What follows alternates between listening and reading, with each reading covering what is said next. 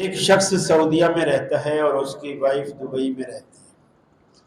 वो शख्स फितरा पाकिस्तान में देना चाहता है। क्यों?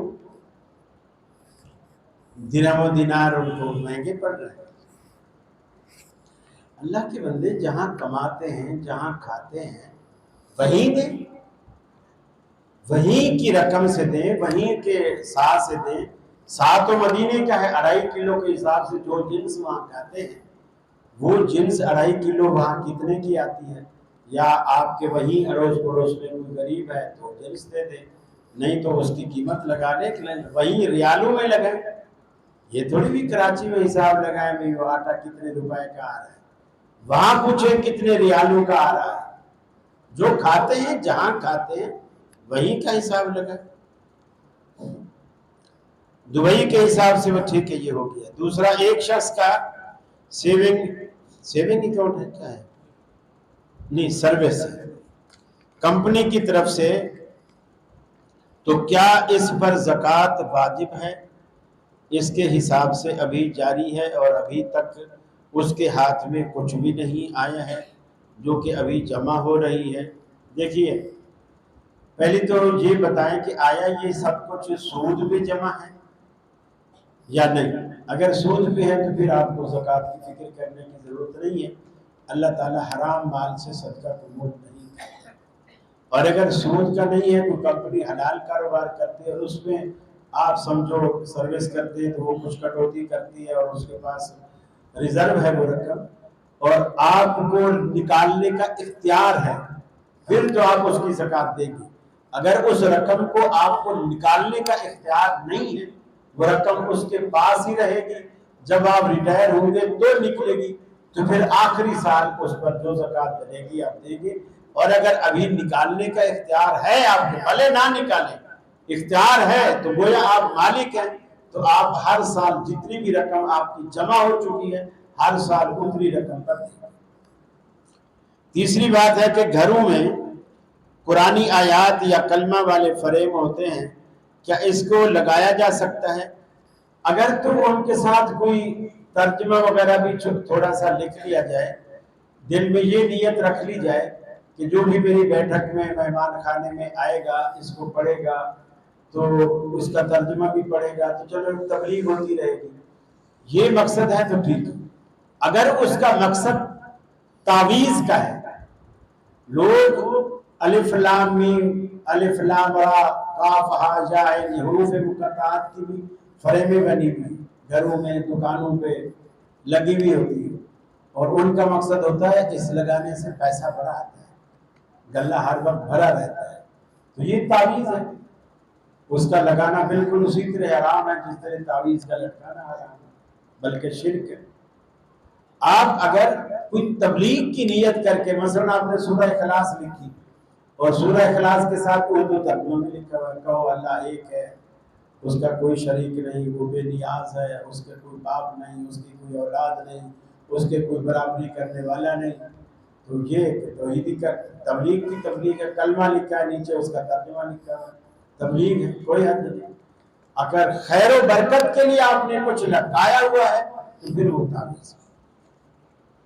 कुछ लोगों में देखा गया है कि वो जिस मस्जिद की अजान से रोज़ा रखते हैं उसी मस्जिद की अजान सुनने पर इफ्तार करते हैं,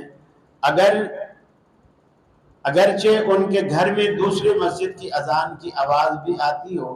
मेरे ख्याल में वो यूँ होता है कि अहले हदीसों की अजान 1-8 मिनट पहले होती है, दूसरे लोगों की बाद में होती है। वो यकीनन वो दूसरे होते होंगे, वो सोचते होंगे कि उनको मौलवी ने भी बताया होगा बाहर भी रोज़ा तोड़वाते हैं, इनकी अजान पर रोज़ा नहीं तोड़ा करते, ये खामखा रोज़ा तोड़वा देते हैं, वो इसलिए नहीं करते होंगे, ज़ाहिर बात है उनके मसलक की बात है।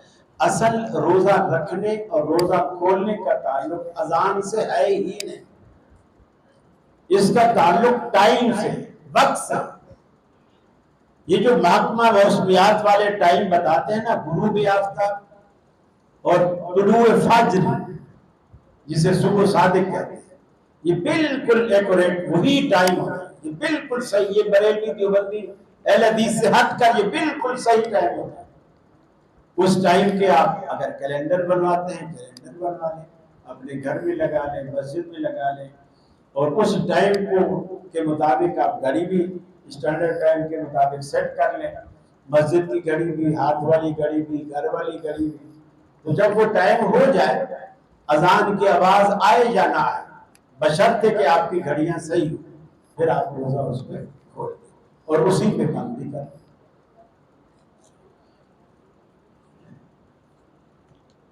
इशराक का वक्त कब से कब तक होता है? सूरज निकल आए शुरू हो जाता है और तकरीबन 9-10 बजे तक रहता है। इसके बाद फिर वो चाश्त का वक्त शुरू हो जाता है। वैसे तो चाश्त और इशराक को मैं एक ही नमाज कहता हूँ, लेकिन कुछ लोगों ने फर्क किया है कि जब इशराक का वक्त खत्म होता है तो इसके बाद वो चाश्त की नमाज, यानी गोया 9:30-10 बजे से लेकर फिर 11 साढ़े 11 तक रोज को चाश्त की नमाज कहते हैं। हम खाना और पानी पीकर फारिग हो गए हैं और तब अजान हो जाए तो दोबारा पानी फिर नहीं पीना चाहिए।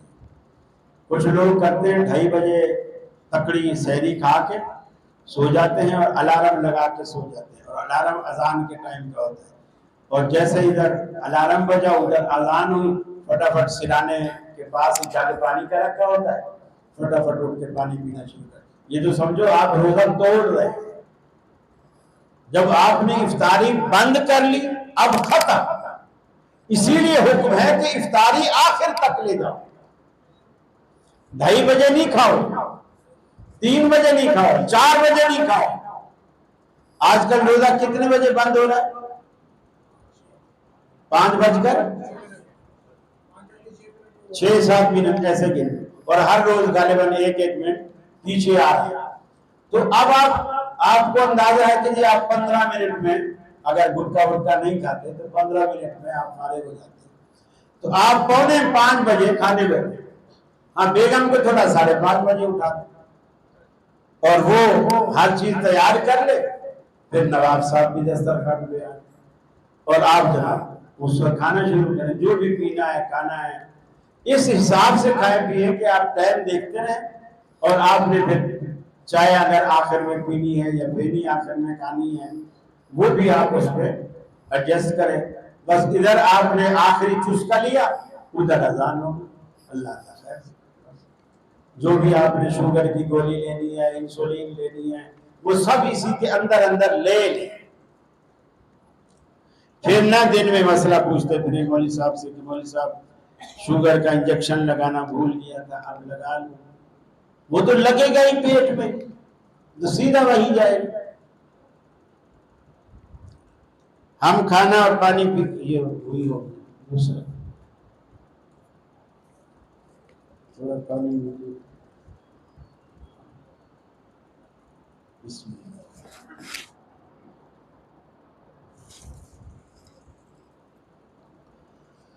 8 रकअत तरावी के अलावा भी ज्यादा रखते पढ़ सकते हैं।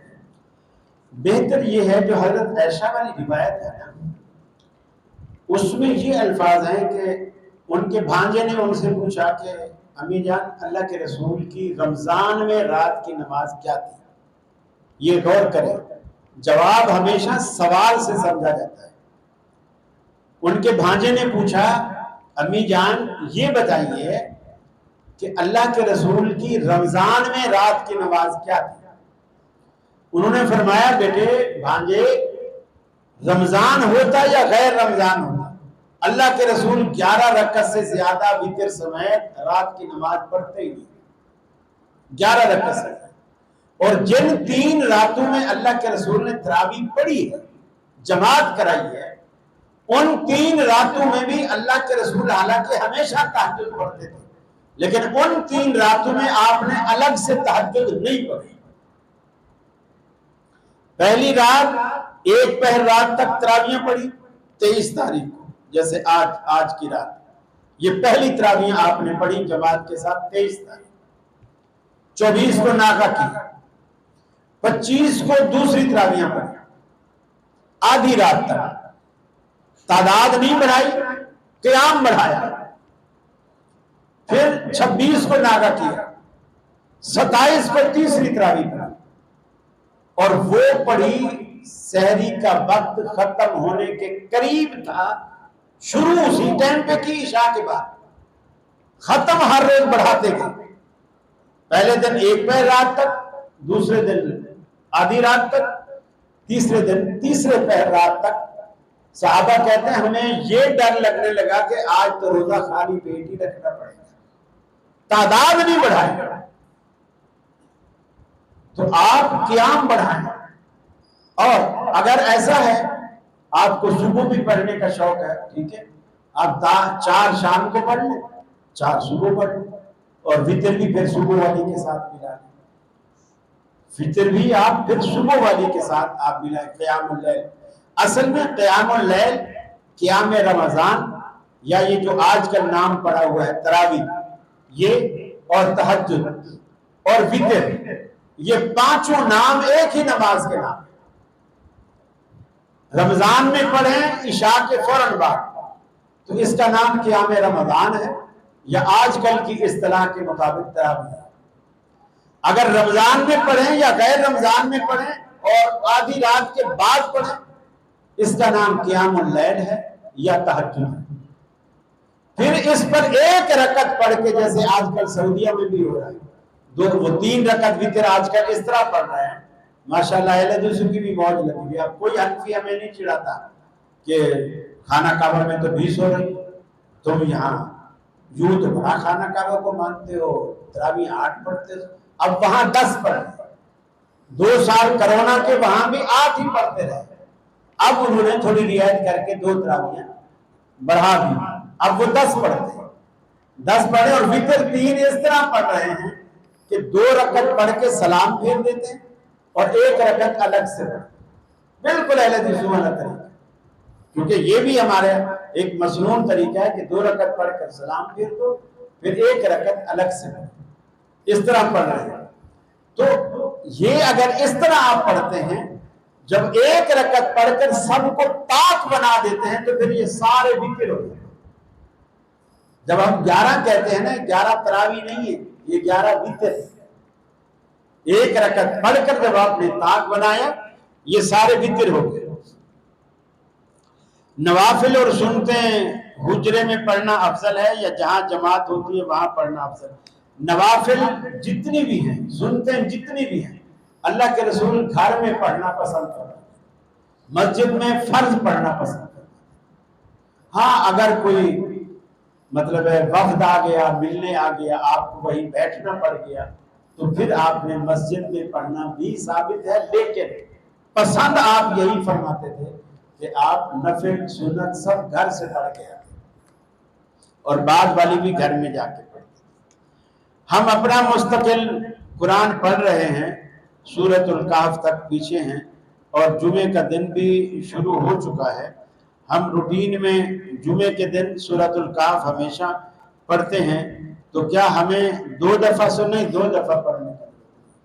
आप 1 दफ़ा पढ़ेंगे चल जाए, बिल्कुल चलेगा। वैसे भी आजकल की जो नई तहकीक, हमारे जो मदीना यूनिवर्सिटी के पढ़े लिखे लोग आ रहे हैं ना, वो कहते हैं ये रिवायत भी ज़ईफ़ है। अब सब कुछ तकरीबन आहिस्ता आहिस्ता ज़ईफ़ होता जा रहा है और सब कुछ छूटता जा रहा है। एक ज़माने में हम ईदैन में सज धज के रफ़ुल यदैन करते थे, अब बहुत सारे मौलवियों ने वो भी छुड़ा दिया। ये नई रिसर्च होती जा रही है। इंशाअल्लाह तहकीक की यही रफ्तार रही तो एक वक्त आएगा बुखारी के अलावा शायद कुछ भी नहीं बचेगा। अगर हम नमाज मगरिब अदा कर रहे हैं, इमाम दूसरी रकत में है और हमारी पहली रकत है, तो इमाम तीसरी रकत में रफ़ुल यदैन करेगा, तो क्या हम भी उसके साथ करना होगा? अगर तो वो आपकी पहली रकत है तो भी करेंगे, अगर वो आपकी तीसरी रकत है तो भी करेंगे, अगर आपकी दूसरी रकत है तो आपको करने की, क्योंकि हदीस में आता है इज़ा क़ामा मिनर रकातैन रफ़अ यदैहि, अल्लाह के रसूल जब 2 रकतों के बाद खड़े होते थे तो रफ़ुल यदैन करते थे।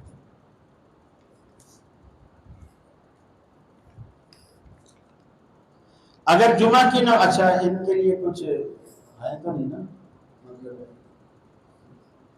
है? अच्छा भाई, आपके लिए कुछ भी नहीं है सिवाय सवाब के। ये बता दूं, जिसको उठ के जाना हो भले चला जाए, आसरे में ना बैठा। अगर जुमे की नमाज का वक्त 1:30 बजे है और खतीब 2 बजे पढ़ाते हैं तो मेरे पास 1 घंटे की छुट्टी में सिर्फ एक काम हो सकता है, नमाज या खाना। ऐसी सूरत में मेरे लिए क्या हुक्म है? मेरा ख्याल है रमज़ान में तो खैर आपको खाने का उज़ूर नहीं है, नमाज में तो आप रमज़ान में तो आप नमाज पढ़ें। हाँ, रमज़ान के बाद आपको ये सोचना चाहिए। फजर की नमाज में रसूलुल्लाह सल्लल्लाहु अलैहि वसल्लम के पास एक बंदे ने आकर शिकायत की अपने मोहल्ले के इमाम की कि या रसूलल्लाह, हमारे जो मोहल्ले का इमाम है इतनी लंबी किरात करता है, मैंने इसकी किरात की वजह से मस्जिद में नमाज पढ़नी छोड़ दी। मैंने इसकी किरात की वजह से मस्जिद में नमाज, देखिए मौलवी होता है फारिग, जाहिर बात है मेरा और कोई काम ही नहीं, मैंने वही नमाज पढ़ानी है और वही सो जाना है, और फिर जब 8 बजेंगे वही मैंने बच्चे पढ़ाने हैं, मेरा तो कोई बाहर दुकान का काम ही नहीं है। तो इमाम को ये देखना चाहिए कि मेरे मुक्तदियों का क्या काम है। उनमें कोई मुसाफिर है, किसी को कैंट स्टेशन पे ट्रेन पकड़नी है, किसी को सुरागपुर पे बस पकड़नी है, उसने सोचा यार यहाँ जुम्मा 1:30 बजे होता है या कितने बजे होता है, हाँ तकरीबन अहले हदीस मसाजिद में 1:15 से 1:30 बजे ये तकरीबन फिक्स है। तो अगर 1:30 बजे होता है, उसने हिसाब लगाया कि 1:30 बजे यहाँ खुतबा खत्म होगा, 1:45 तक मैं नमाज से फारिग हो जाऊंगा, तो मैं 1:45 बजे निकलूं, बाहर टैक्सी पकड़ूं या मेरी अपनी गाड़ी है, बेटा मेरे साथ है, वो मुझे सुरागपुर तक छोड़ेगा, मैं इंशाल्लाह 20 मिनट में 25 मिनट में यहाँ से वहां पहुंच जाऊंगा। तो उसने ये हिसाब लगाया, पता चला कि मौलवी ने 2 बजे तक खुतबे भी नहीं छोड़ा, तो कैसे जाएगा? फिर वो नमाज उसके बाद है, 2:15 बजे वो फारिग होगा और 2:20 पर उसकी बस थी, वो तो निकल जाएगी। वो दुआएं किसको देगा? मौलवी को देगा ना, बस के निकलने पर सारी दुआएं मौलवी को देगा। तो मौलवी ने क्या कमाया? नमाजियों की बद्दुआ लेकर उसने क्या कमाया? जब उस बंदे ने शिकायत की, अल्लाह के रसूल ये बंदा इतनी लंबी किरात कराता है फजर में, मैंने इसके पीछे नमाज पढ़नी छोड़ दी, मस्जिद में आना छोड़ दिया, मैं घर में पढ़ने लग गया। अल्लाह के रसूल ने बजाय उस बंदे को डांटने के आपने फरमाया इमाम को बुलाओ। इमाम को बुलाया गया, आपने फरमाया तू लोगों को मुतनफिर करता है, लोगों को मुतनफिर करता है, तेरे पीछे बूढ़े होते हैं, बीमार होते हैं, बच्चे होते हैं, औरतें होती हैं, सबका ख्याल रख। हाँ, जब नफिल तू पढ़ फिर तेरी मर्जी, सारी सारी रात क़याम कर, कोई नहीं पूछेगा। जब तू ड्राइवर है तो सवारियों को देख के चलेगा कि कोई सवारी कहाँ उतरने वाली है, कोई सवारी कहाँ उतरने वाली है। अब ड्राइवर मजे से बैठा चाय पीता रहे, मजे से बैठा वो करता रहे। अब तू, हाँ, जब तू अपनी पर्सनल गाड़ी में जा रहा है, अब तेरी मर्जी 10 होटलों पे रुक, यहाँ की चाय अच्छी है, यहाँ का टिक्का अच्छा है, यहाँ का ये अच्छा है, आप खाते जाए। लेकिन जब आप पब्लिक को लेके चल रहे हैं तो सबका आपको ख्याल रखना पड़ेगा, ये बहुत जरूरी है। आपने नमाज पढ़ाई, औरतें पीछे बच्चे लेकर आए, जाहिर बात है जब घर से अब्बा भी नमाज पढ़ने आएगा, अम्मा भी आएगी, तो छोटे बच्चे किधर जाएंगे? उनको भी लेकर आएंगे। जब बच्चे भी आए, अल्लाह के रसूल ने नमाज पढ़ाई, पीछे आपको रोने की आवाज है, बच्चों के रोने की। माए जाहिर बात है नमाज में लग गई, बच्चे को गोद से नीचे रख दिया, तो बच्चे रोने लगे। बाल बच्चों को आदत होती है हर वक्त गोद में रहने की। तो अल्लाह के रसूल अपनी नमाज मुख्तसर कर, किरात मुख्तसर, रुकू मुख्तसर, सजदा मुख्तसर और मुख्तसर नमाज पढ़ा के फारिग हुए। एक दफा भी नहीं बोला किसी को कि इन औरतों को बोलो आइंदा बच्चे लेकर ना आया करें, हमारी नमाज खराब हो। जैसे हमारे यहाँ अक्सर इंतजामिया लिख देती है ना, बच्चों को नहीं लाया करो। अरे अल्लाह के बंदो, अगर बच्चों को मस्जिद का रास्ता नहीं दिखलाओगे, ये बड़े होकर कभी भी मस्जिद में नहीं आएंगे। आदत डालो बच्चों को। आपने अपनी नमाज मुख्तसर की, लेकिन औरतों को नहीं कहा कि कल से बच्चों को नहीं लाना। ये इंतजामी मसला है। इंतजामिया को जहां भी हो, जिस भी मस्जिद में मामला हो, नमाजी इमाम से ना उलझे, हाँ, प्यार मोहब्बत से, एहतराम से उन्हें कह सकते हैं। अगर फिर भी ना माने तो ये शिकायत इंतजामिया से है, और इंतजामिया का फर्ज है कि नमाजियों की शिकायत को दूर करें, क्योंकि ये जायज शिकायत, ये इंतजामिया का फर्ज बनता है नमाजियों की जायज शिकायत को दूर करें। इसी का नाम तो इंतजामिया। वो अगर मुतनफिर करेगा इमाम या खतीब या मुअज्जिन नमाजियों को जो है वो मुतनफिर करेगा, तो जाहिर बात है आपकी हाजिरी कम होगी, फिर लोग नहीं आएंगे, या और कम अज कम जुम्मे वाले नहीं आएंगे। तो आप ऐसा नहीं करें, ऐसा काम करें जिससे मस्जिद की रौनक बढ़े, नमाजी बढ़े, नमाजियों की तादाद बढ़े, हर कोई शौक और मोहब्बत से आपकी तरफ आए। ये आखिरी सवाल है, काला लिबास पहनना कैसा है? शरन कोई मना नहीं है, बस मुहर्रम के दिनों में ना पहने, इसलिए कि उन दिनों में एक मखसूस तबका पहनता है तो उससे मुशाबिहत है, और अल्लाह के रसूल ने फरमाया मन तशब्बह बिकौम फहुव मिनहुम, जो किसी कौम से मुशाबिहत करता है वो उसी में से हो जाता है। तो मुशाबिहत से बच्चे मुहर्रम के दिन छोड़कर, जैसे अब रमजान है आप ईद में भी पहन सकते हैं काला लिबास, हो जाता है। एक मिनट, ये पर्ची वाले सवाल खत्म हो जाए। औरत का नमाज के दौरान फेस पर ढकना कैसा है? मर्द भी नहीं ढक सकता, औरत भी नहीं ढक सकती। पब्लिक प्लेस पे नमाज न पढ़े, ऐसी जगह पे पढ़े लेकिन फेस खुला हो, मर्द का भी खुला हो, औरत का भी, अलबत्ता सर उसका ढका हुआ हो, मर्द का, सॉरी औरत का सर ढका हुआ हो, बाल ओढ़नी के अंदर छुपे हुए हो, जूड़े भी ना बंधे हुए हो, और पाँव जो है उसके टखने, उसका जो नीचे का कपड़ा है वो टखने से नीचे तक लटका होना चाहिए औरत का, और मर्द का जो कपड़ा है वो टखने से ऊपर रहना चाहिए। जी, अब आप बताइए।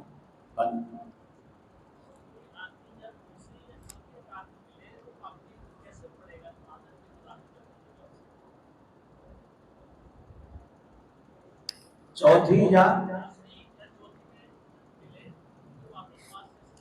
ये सवाल है कि अगर कोई शख्स दूसरी या चौथी रकअत में मिले तो वो कैसे पढ़ेगा? देखिए, इसका आसान चीज आप जहन में बिठा लीजिए, आप ये देखे ही नहीं कि इमाम की कौन सी रकअत है, ये आपकी जिम्मेदारी नहीं, इमाम कौन सी भी पढ़ रहा है, जब आप शामिल हुए ये आपकी पहली रकअत है, बस इसके बाद की दूसरी है, इसके बाद की तीसरी है, इसके बाद की। आप ये क्यों नोट करते हैं कि इमाम की कौन सी रकअत है, और कौन बताएगा? सारे तो नमाज पढ़ रहे हैं, आप आके किससे पूछेंगे इमाम की कौन सी रकअत? आप जब आए अल्लाह अकबर कहकर शुरू हो तो आप ये फैसला करने की आपकी पहली है, बस अब इसी तरतीब से आगे बढ़ते हैं। जी, इंटरनेट कंपनी में जॉब कर रहे हैं, वो जायज है? किस कंपनी में? देखिए, नेट तो बुरा नहीं है, नेट पे जो चीजें, ये बताएं कि वो नेट वाली कंपनी क्या करती है, किस किस चीज को सपोर्ट कर रही है।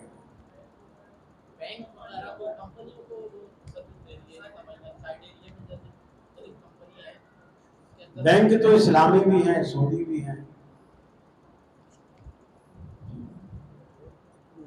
भाई नमाज पढ़ते हैं तो वो जरा खुला करते हैं, पैर भी आदमी आने जाते हैं, दूसरे सुन्नत भी आ जाए, पैर बड़े करके खोलते हैं तो उसमें बड़ा होता है, छोटे पैर खोल के रखते हैं आदमी, तो इतने पैर वो अच्छी बात है, बुरी बात है।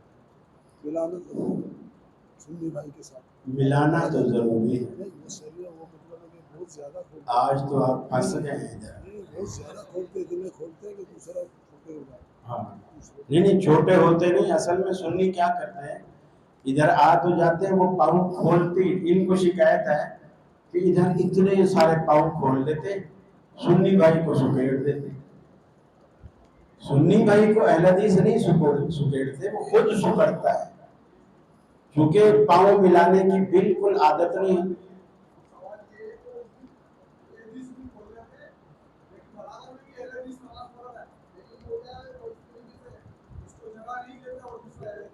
एक उन्होंने मुझे सुन्नी का सवाल किया। अच्छा, उन्होंने सवाल सुन्नी का किया। देखिए, पाँव के लिए हुक्म ये है कि इतना पाँव खोले जितना आपकी बॉडी है। कंधे फर्ज किया आपके 1.5 फीट के हैं, आप 1.5 फीट पाँव खोले। 1 फीट की है, 1 फीट पाँव खोले। क्यों? हदीस में आता है कि कंधा और कदम दोनों मिलने चाहिए। जब कंधा और कदम दोनों तब मिलेंगे जब ऊपर की चौड़ाई और नीचे की चौड़ाई बराबर हो। अगर ये है 1.5 फुट और आप पाँव खोलेंगे 6 इंच, कंधे आपके मिलेंगे, पाँव नहीं मिलेंगे। और अगर ये है 1.5 फुट और पाँव खोलेंगे 2 फुट, तो आपके पाँव मिलेंगे, कंधे नहीं मिलेंगे। इसलिए कंधों के लेवल के हिसाब से आपने नीचे पाँव खोले। अगर आप ऐसा खोलेंगे तो किसी को तकलीफ भी नहीं होगी और आपको बैठने में भी तकलीफ नहीं होगी, क्योंकि आपने पहले से अपनी बॉडी के मुताबिक जगह बना ली है सफ के अंदर। आप जब बैठेंगे तो उसी तरह आपको जगह मिलेगी। लोग 6 इंच के पाँव खोल लेते हैं और खुद होते हैं 2.5 मन के, तो फिर जब बैठते हैं तो दूसरों की रानों के ऊपर चढ़ जाते हैं। तो पहले से पलाट पे कब्जा करके खड़े हो ना, ताकि आसानी से बैठ सको। तो ये असल मसला ये है जी। तो मैंने कहा ना कि अपनी बॉडी के मुताबिक खोलें बस, ना उससे ज्यादा ना उससे कम। इससे ज्यादा खोलेंगे तो कंधे नहीं मिलेंगे, इससे कम खोलेंगे तो पाँव नहीं मिलेंगे, और दोनों मिलाने का हुक्म है।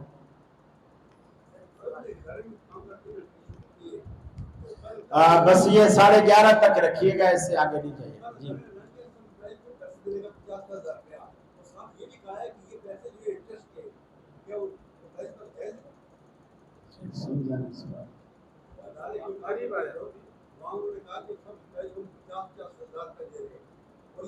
कौन 50,000 दे रहे हैं? जाहिर बात है सूद का पैसा तो हराम है।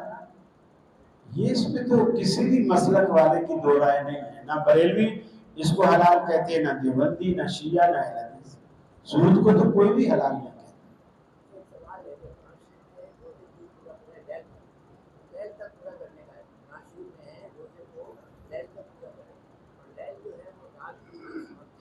उर्दू की लैल अलग है, कुरान की लैल अलग है।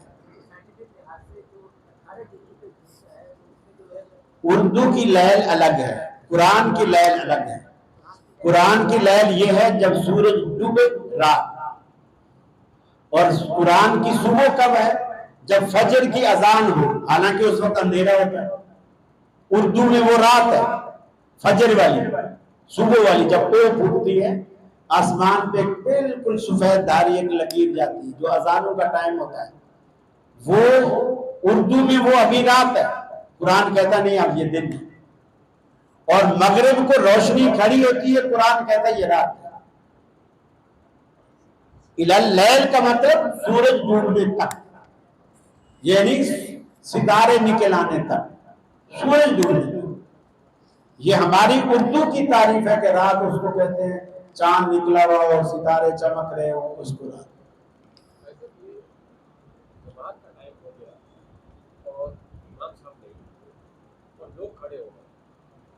नहीं खड़ा होना चाहिए, लोग नहीं खड़ा होना चाहिए। अल्लाह के रसूल ने फरमाया जब तक तुम मुझे नहीं देख लो तब तक नहीं खड़े हुआ करो। हाँ, मुअज्जिन खड़ा हो सकता है, वो भी उस वक्त जब वो भी रसूलुल्लाह सल्लल्लाहु अलैहि वसल्लम को देख ले कि अल्लाह के, यानी उस वक्त जैसे बिलाल खड़े होते थे, रसूलुल्लाह सल्लल्लाहु अलैहि वसल्लम को देख लेते कि आप विंडो से आगे आ रहे, और आपकी विंडो ऐसी पहली सफ के बराबर ही खुलती थी।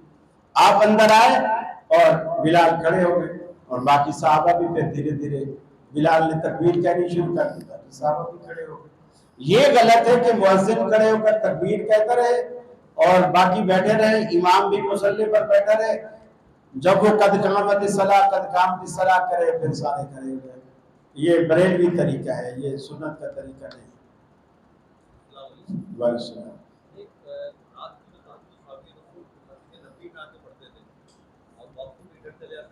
कौन?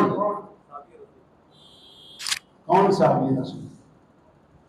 किसी रिवायत में ऐसा सुना है कि साहबी रसूल अक्सर ऐसा कहते थे कि रात को नमाज पढ़ी वापस चले गए और फजर में फिर आए ताकि किसी को पता ना चले मैंने रात को बयान किया। हाँ, छुप कर ऐसे बहुत सारे लोग करते थे, तो इसमें आपका क्या सवाल है? सवाल ये है कि वो मस्जिद नबी में आके ताज्जुद पढ़ते तो अफजल मस्जिद में है या घर में ही है ताज्जुद? नफली नमाज अफजल घर में। अल्लाह के रसूल भी घर में ही पढ़ते थे। हजरत अनस ने बयान किया कि अल्लाह के रसूल के घर में मैं ठहरा हुआ था, आप रात को उठे, मशकीज़ा लटका हुआ था, वहां से आपने थोड़ा सा उसको खोला, वुजू किया, खड़े होकर वुजू किया और वुजू करके आप नमाज पढ़ने लग गए। फिर मैं भी उठा, मैंने भी उसी तरह मशकीज़े से वुजू किया और मैं भी आपके साथ नमाज पढ़ने के लिए खड़ा हो गया। मैं उस तरफ खड़ा हो गया, दाएं तरफ जिधर इमाम खड़ा होता है। अल्लाह के रसूल ने नमाज में ही मुझे कान से पकड़ा, अपने पीछे से घुमाया और दूसरी तरफ ले आया जिधर मुक्तदी खड़ा होता है। तो घर में ये इफरादी मामला है। अगर जैसे जमात होती है क़यामुल लैल है और तरावी है, ये जमात है और हमारी जो देखिए वो एक मामला अलग है। अब जैसे तरावी हैं, ये भी नफली नमाज है, आप मस्जिद में पढ़ रहे हैं, इसलिए कि हर कोई हाफिज नहीं है, अब आप कुल अल्लाह के सिवा कुछ आता ना हो, अब घर में कैसे तरावी पढ़े? तो यहाँ आप इसलिए आ जाते हैं कि हाफिज पढ़ता है, आपका मकसद है लंबा क़ियाम हो, तो वो लंबा कुरान पढ़ता है, लंबा सिपारा पढ़ता है, सवा सिपारा पढ़ता है, तो उस क़ियाम करता है। इस हिर्स में लोग आ जाते हैं। अगर आप हाफिज हैं, आप ना आए मस्जिद में, कोई अर्थ नहीं, आप घर में पढ़े। एक सवाल ये है कि तरावी जमात है, इफरादी नहीं है, कि मतलब तमाम लोग साथ जमात से नमाज पढ़ लेना। हाँ, तो जमात ये अफजल है या इफरादी अफजल है? जब तक अल्लाह के रसूल ने 3 दिन नमाज पढ़ाई ना, उसमें आपने 2 बातें बताई।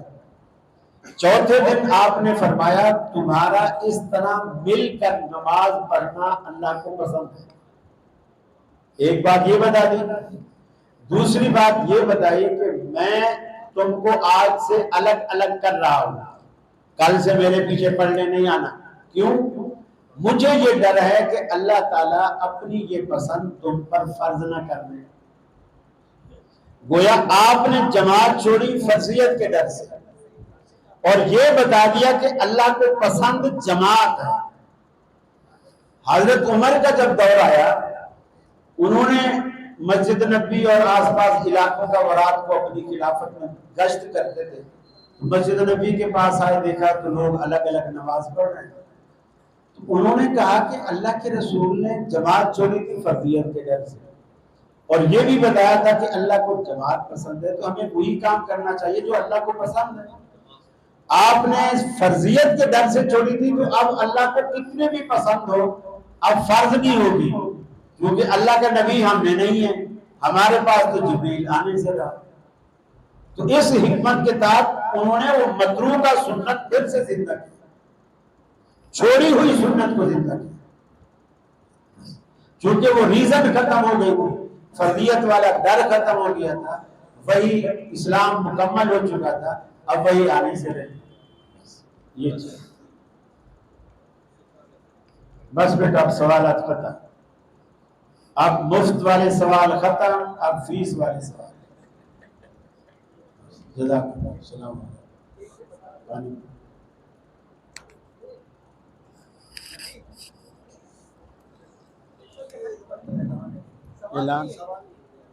ऐलान अब इमाम साहब से करें।